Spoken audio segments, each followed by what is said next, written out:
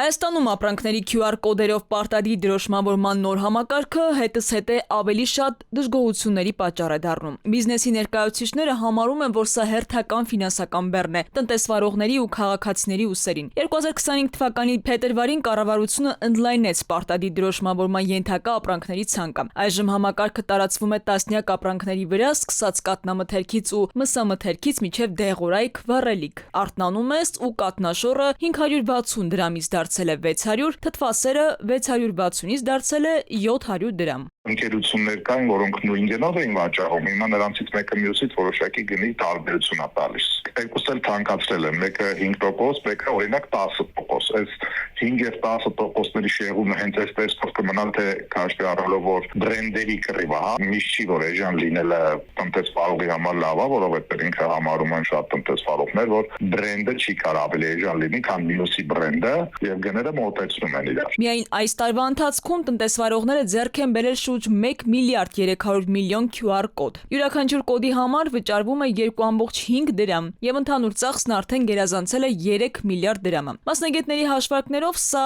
ապրանքների ինքնարժեքը բարձրացնում է 5-ից 7%-ով։ Տնտեսվարողը վճարում է գումար նաեւ QR-ները տպելու համար, կրկնակի ծախս է կատարում, դրա համար էլ ապրանքը 6 դրամ թանկանում է։ Պարզաբանում է փորձագետն ու հավելում դրոշները ներդրեցին ստվերի դեմ պայքարի համար, որը պետք է ոչ թե մշտական լիներ, այլ կարճաժամկետ, ինչից հետո էլ պետությունը այդ գումարը պետք է վերադարձնել տնտեսվարողին։ Հիմա այն դարձել է պարտադիր պահանջ, իսկ գումարի հետ վերադարձ չկա։ Ով է վերահսկում իրավիճակը։ Էկոնոմիկայի նախարարությունից ժամին ասացին իրենց գործառույթը չէ։ Մրցակցության եւ սպառողների պաշտպանության հանձնաժողովը ուսումնասիրում է շուկան, եթե լինեն գերիշխող դիրք ունեցող ընկերություններ, ապա վարույթ կհարուցվի։ Բացի ֆինանսական բեռից հարցեր են առաջացել նաև համակարգի սպասարկող ընկերության ընտրության շուրջ։ Համակարգի ազգային օպերատոր է դարձել մասնավոր ընկերություն, մրցույթին մասնակցել է ընդամենը 1 կոնսորցիում, որն էլ ճանաչվել է հաղթող։ Մասնագետների կարծիքով այստեղ խնդիրը միայն QR կոդերը չեն։ Խնդիրն այն է, որ պետական վերահսկողության գործառույթը փաստացի փոխանցվել է մասնավոր ընկերությանը, իսկ դրա ֆինանսական հետևանքները կրում են տնտեսվարողն ու